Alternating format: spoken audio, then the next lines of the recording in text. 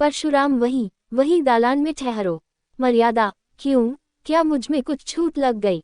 परशुराम, पहले ये बताओ तुम इतने दिनों से कहाँ रही, किसके साथ रही, किस तरह रही और फिर यहाँ किसके साथ आई? तब विचार देखी जाएगी। मर्यादा, क्या इन बातों को पूछने का यही वक्त है? फिर अवसर न मिलेगा। परशुराम, हाँ, यही बात है। तुम स्नान करके नदी से तो मेरे साथ ही निकली थी। मेरे पीछे पीछे कुछ देर तक आई भी। मैं पीछे फिर कर तुम्हें देखता जाता था, फिर एकाएक तुम कहाँ गायब हो गई? मर्यादा, तुमने देखा नहीं, नागा साधुओं का एक दल सामने से आ गया। सब आदमी इधर उधर दौड़ने लगे। मैं भी धक्के में पड़कर जाने किधर चली गई। जरा भीड़ कम हुई तो तुम्हें ढूंढने लगी। पासु का नाम लेकर पुकारने लगी, पर तुम न दिखाई दिए।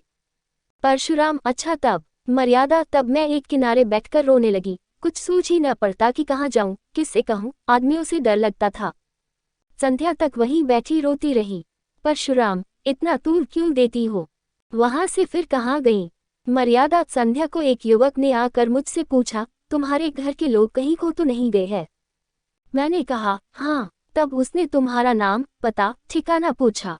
उसने सब एक किताब पर लिख लिया और मुझसे बोला, मेरे साथ आओ, मैं तुम्हें तुम्हारे घर भेज दूंगा। परशुराम, वह आदमी कौन था? मर्यादा, वहां की सेवा समिति का स्वयंसेवक था।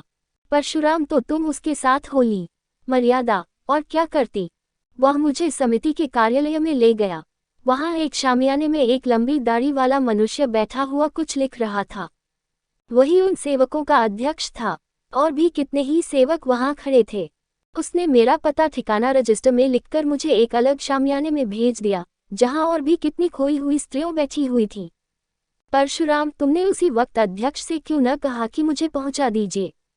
मर्यादा, मैंने एक बार नहीं सैकड़ों बार कहा, लेकिन वही कहते रहे, जब तक मेला न खत्म हो जाए और सब खोई हुई स्त्रियां एकत्र न हो जाएं, मैं भेजने का प्रबंध नहीं कर सकता। मेरे पास न इतने आदमी हैं, न इतना धन। परशुराम, धन की तुम्हें क्या कमी थी? कोई एक सोने की चीज बेच देती तो काफी रुपए मिल जाते। मर्यादा, आदमी तो नहीं थे। परशुराम, तुमने ये कहा था कि खर्च की कुछ चिंता न कीजिए, मैं अपने गहने बेचकर अदा कर दूंगी। मर्यादा, सब स्त्रियां कहने लगी, घबराए क्यों जाती हो? यहाँ किस बात का डर है? हम सभी जल्द अपने घर पहुंचना चाहती है, मगर क्या करें? तब मैं भी चुप हो रही। परशुराम, और सब स्त्रियां कुएं में गिर पड़ती तो तुम भी गिर पड़ती। मर्यादा, जानती तो थी कि यह लोग धर्म के नाते मेरी रक्षा कर रहे हैं, कुछ मेरे नौकरी या मजूर नहीं है, फिर आग्रह किस मुंह से करती? ये बात भी है कि बहुत सी स्त्रियों को वहां देखकर मुझे कुछ तसल्ली हो गई। परशुराम, हाँ, इससे बढ़कर तस्कीन की और क्या बात हो सकती थी? अच्छा, वहां के दिन तस्कीन का आनंद उठाती रही। मेला तो दूसरे ही दिन उठ गया होगा। मर्यादा, रात भर मैं स्त्रियों के साथ उसी शामियाने में रही। परशुराम, अच्छा, तुमने मुझे तार क्यों न दिलवा दिया? मर्यादा, मैंने समझा, जब ये लोग पहुंचाने की कहते ही हैं तो तार क्यों दूं? परशुराम, खैर, रात को तुम वहीं रही। युवक बार बार भीतर आते रहे होंगे। मर्यादा, केवल एक बार एक सेवक भोजन के लिए पूछने आया था, जब हम सबों ने खाने से इनकार कर दिया तो वह चला गया और फिर कोई न आया। मैं रात भर जगती रही। परशुराम, ये मैं कभी न मानूंगा कि इतने युवक वहां थे और कोई अंदर न गया होगा। समिति के युवक आकाश के देवता नहीं होत। खैर, वह दाढ़ी वाला अध्यक्ष तो जरूर ही देखभाल करने गया होगा। मर्यादा, हाँ, वह आते थे, पर द्वार पर से पूछ कर लौट जाते थे। हाँ, जब एक महिला के पेट में दर्द होने लगा था तो 2-3 बार दवाएं पिलाने आए थे। परशुराम, निकली न वही बात।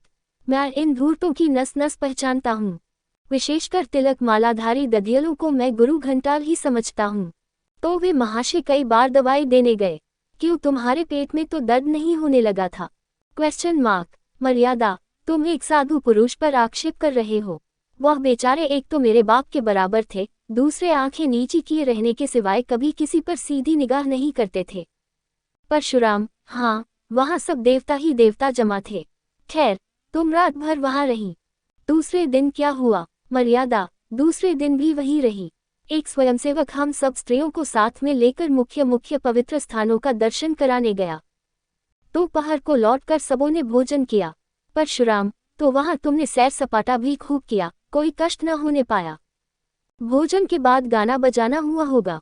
मर्यादा, गाना बजाना तो नहीं, हाँ, सब अपना अपना दुखड़ा रोती रही।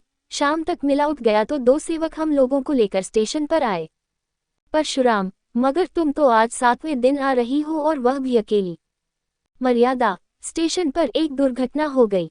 परशुराम, हाँ, ये तो मैं समझ ही रहा था। क्या दुर्घटना हुई? मर्यादा, जब सेवक टिकट लेने जा रहा था तो एक आदमी ने आकर उससे कहा, यहाँ गोपीनाथ के धर्मशाला में एक आदमी ठहरे हुए हैं, उनकी स्त्री खो गई है, उनका भला सास नाम है, गोरे गोरे लंबे से खूबसूरत आदमी है, लखनऊ मकान है, झवाई टोले में। तुम्हारा हुलिया उसने ऐसा ठीक बयान किया कि मुझे उस पर विश्वास आ गया। मैं सामने आकर बोली, तुम बाबूजी को जानते हो? वो हंसकर बोला, जानता नहीं हूँ तो तुम्हें तलाश क्यों करता फिरता हूँ? तुम्हारा बच्चा रो रो कर हलकान हो रहा है। सब औरतें कहने लगी, चली जाऊं, तुम्हारे स्वामी जी घबरा रहे होंगे। स्वयं सेवक ने उसे 2-4 बातें पूछकर मुझे उसके साथ कर दिया। मुझे क्या मालूम था कि मैं किसी नर पिशाच के हाथों पड़ी जाती हूँ। दिल में खुशी थी कि बासु को देखूंगी, तुम्हारे दर्शन करूंगी। शायद इसी उत्सुकता ने मुझे असावधान कर दिया। परशुराम, तो तुम उस आदमी के साथ चल दी। वह कौन था? मर्यादा, क्या बतलाऊं कौन था? मैं तो समझती हूँ कोई दलाल था। परशुराम, तुम्हें यह न सूझी कि उससे कहती, जाकर बाबूजी को भेज दो। मर्यादा, अदिन आते हैं तो बुद्धि भ्रष्ट हो जाती है। परशुराम, कोई आ रहा है। मर्यादा, मैं गुस्खाने में छिपी जाती हूँ। परशुराम, आओ भाभी, क्या अभी सोई नहीं? 10 तो बज गए होंगे। भाभी, वासुदेव को देखने को जी चाहता था भैया, क्या सो गया? परशुराम, हाँ, वह तो अभी रोते रोते सो गया। भाभी, कुछ मर्यादा का पता मिला? अब पता मिले तो भी तुम्हारे किस काम की? घर से निकली स्त्रियां थान से छूटी हुई घोड़ी हैं, जिसका कुछ भरोसा नहीं। परशुराम कहाँ से कहाँ लेकर मैं उसे नहाने लगा। भाभी, होनहार है भैया, होनहार। अच्छा, तो मैं जाती हूँ। मर्यादा बाहर आकर, होनहार नहीं हूँ, तुम्हारी चाल है। वासुदेव को प्यार करने के बहाने तुम इस घर पर अधिकार जमाना चाहती हो। परशुराम, बको मत, वह दलाल तुम्हें कहाँ ले गया? मर्यादा, स्वामी, यह न पूछिए, मुझे कहते लज्जा आती है। परशुराम, यहाँ आते तो और भी लज्जा आनी चाहिए थी। मर्यादा, मैं परमात्मा को साक्षी देती हूँ कि मैंने उसे अपना अंग भी स्पर्श नहीं करने दिया। परशुराम, उसका हुलिया बयान कर सकती हो?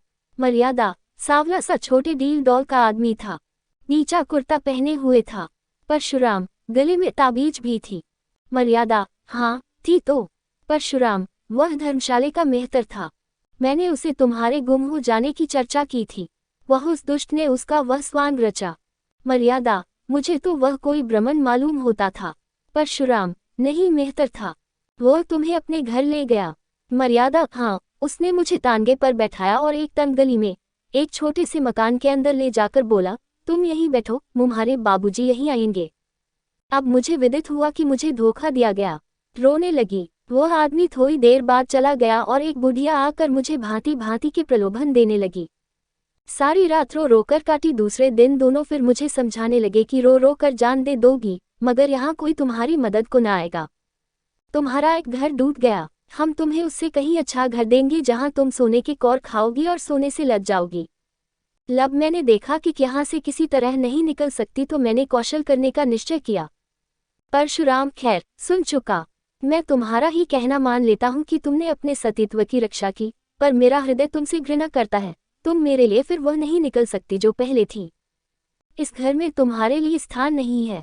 मर्यादा, स्वामी जी, यह अन्याय न कीजिए, मैं आपकी वही स्त्री हूँ जो पहले थी। सोचिए मेरी दशा क्या होगी। परशुराम, मैं ये सब सोच चुका और निश्चय कर चुका। आज 6 दिन से यह सोच रहा हूँ। तुम जानती हो कि मुझे समाज का भय नहीं। छूत विचार को मैंने पहले ही तिलांजलि दे दी, देवी देवताओं को पहले ही विदा कर चुका, पर जिस स्त्री पर दूसरी निगाहें पड़ चुकी, जो 1 सप्ताह तक न जाने कहाँ और किस दशा में रही, उसे अंगीकार करना मेरे लिए असंभव है। अगर अन्याय है तो ईश्वर की ओर से है, मेरा दोष नहीं। मर्यादा, मेरी विवशमा पर आपको जरा भी दया नहीं आती। परशुराम, जहाँ घृणा है वहाँ दया कहाँ। मैं अब भी तुम्हारा भरण पोषण करने को तैयार हूँ। जब तक जीऊंगा तुम्हें अन्न वस्त्र का कष्ट न होगा, पर तुम मेरी स्त्री नहीं हो सकती। मर्यादा, मैं अपने पुत्र का मुँह न देखूं अगर किसी ने स्पर्श भी किया हो। परशुराम, तुम्हारा किसी अन्य पुरुष के साथ क्षण भर भी एकांत में रहना तुम्हारे पतिव्रत को नष्ट करने के लिए बहुत है। ये विचित्र बंधन है, रहे तो जन्म जन्मांतर तक रहे, टूटे तो क्षण भर में टूट जाए। तुम ही बताओ, किसी मुसलमान ने जबरदस्ती मुझे अपना उच्छिष्ट भोजन खिला दिया होता तो मुझे स्वीकार करती। मर्यादा, वाह वाह, तो दूसरी बात है। परशुराम, नहीं, एक ही बात है। जहाँ भावों का संबंध है वहाँ तर्क और न्याय से काम नहीं चलता। यहाँ तक अगर कोई कह दे कि तुम्हारे पानी को मेहतर ने छू लिया है तब भी उसे ग्रहण करने से तुम्हें घृणा आएगी। अपने ही दिन से सोचो कि तुम्हारे साथ न्याय कर रहा हूँ या अन्याय। मर्यादा, मैं तुम्हारी छुई चीजें न खाती, तुमसे पृथक रहती, पर तुम्हें घर से तो न निकाल सकती थी। मुझे इसलिए न दुत्कार रहे हो कि तुम घर के स्वामी हो और कि मैं इसका पालन करतजा हूँ। परशुराम, ये बात नहीं है, मैं इतना नीच नहीं हूँ। मर्यादा, तो तुम्हारा यही अंतिम निश्चय है। परशुराम, हाँ, अंतिम। मर्यादा, जानते हो इसका परिणाम क्या होगा? परशुराम, जानता भी हूँ और नहीं भी जानता। मर्यादा, मुझे वासुदेव ले जाने दोगे? परशुराम, वासुदेव मेरा पुत्र है। मर्यादा, उसे एक बार प्यार कर लेने दोगे? परशुराम, अपनी इच्छा से नहीं, तुम्हारी इच्छा हो तो दूर से देख सकती हो। मर्यादा, तो जाने दो, न देखूंगी, समझ लूंगी कि विधवा हूँ और बांझ भी। चलो मन, अब इस घर में तुम्हारा निवाह नहीं है, चलो जहाँ भाग्य ले जाए।